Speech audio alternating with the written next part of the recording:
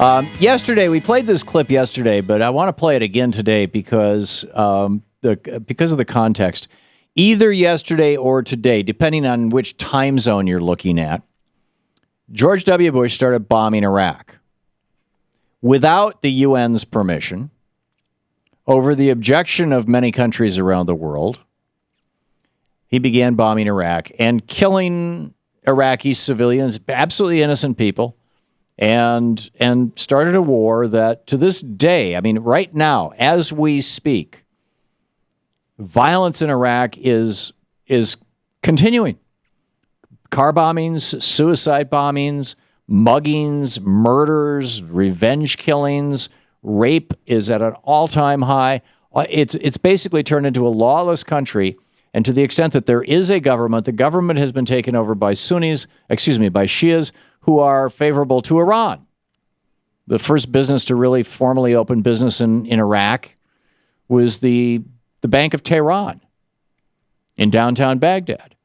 And so it's basically, it's an oil state, a petro state, just exactly what Dick Cheney and George W. Bush envisioned. In fact, in the spring of 2001, long before 9/11, Dick Cheney had been given two jobs as vice president. One was to run the counterterrorism task force, which didn't even bother to meet until September of 2001. And the second was to run the energy task force, which was meeting in February, March, April, May, and June of 2001 in secret.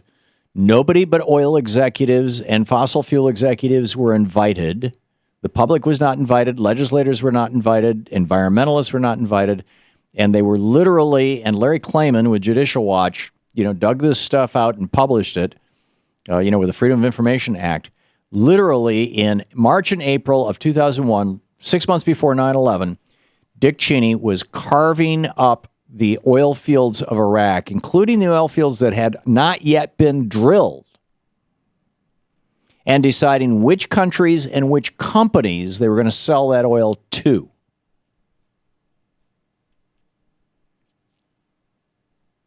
And this was the beginning and end. Paul O'Neill. It was Paul O'Neill, wasn't it? That I was ranting about yesterday. Who was in the cabinet? He was the Secretary of the Treasury in the Bush administration. He was fired by George Bush in his second year on the job, and he published a book in which he said the very first cabinet meeting he went to, the very first cabinet meeting in January of 2001, a week after the president was sworn in, the first thing they put on the table was, how do we invade Iraq and take down Saddam Hussein? Even though he represented no threat to the United States, he had nothing to do with Al-Qaeda. At that time, this was long before 9/11. How do we take this guy out and get his oil? And Paul O'Neill wrote it's in his book. So today is the anniversary of that. What would it be? The 11th anniversary, I guess. It's 2014. That was 2003. March.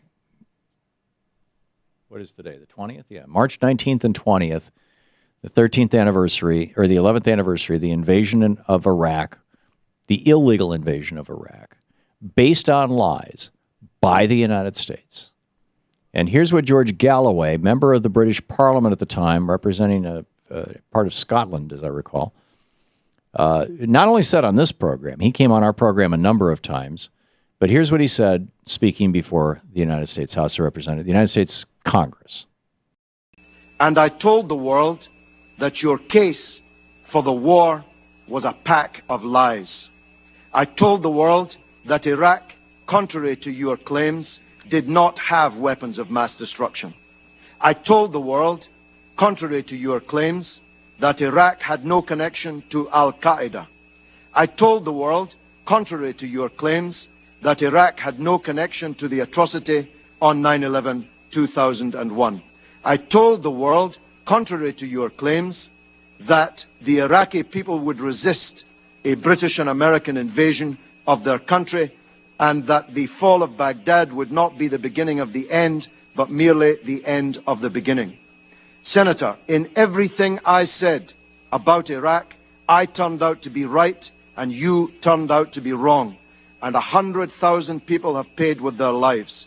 1,600 of them American soldiers sent to their deaths on a pack of lies. 15,000 of them wounded, many of them disabled forever on a pack of lies. If the world had listened to Kofi Annan, whose dismissal you demanded, if the world had listened to President Chirac, who you want to paint as some kind of corrupt traitor, if the world had listened to me and the anti-war movement in Britain, we would not be in the disaster that we're in today. And so, that said, it raises a question. In the first hour, we asked, how should we react to the passage today of Fred Phelps? And we had Fred's son, Nate, on talking about that. In this hour, I'd like to ask, how should we react to the 11th anniversary of George Bush declaring an illegal war? An illegal war, a pair of illegal wars, really. I believe Afghanistan was an illegal war, too, that have led to the death of almost 6,000, I believe, U.S. soldiers, and more than that if you include contractors, and displaced at least 5 million Iraqis and Afghans, and killed hundreds of thousands of them.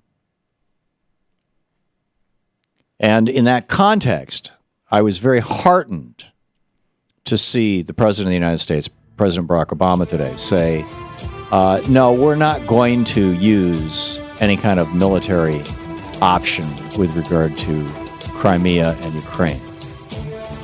It's like the last thing the United States needs is another war in a place where we have no business and no interest.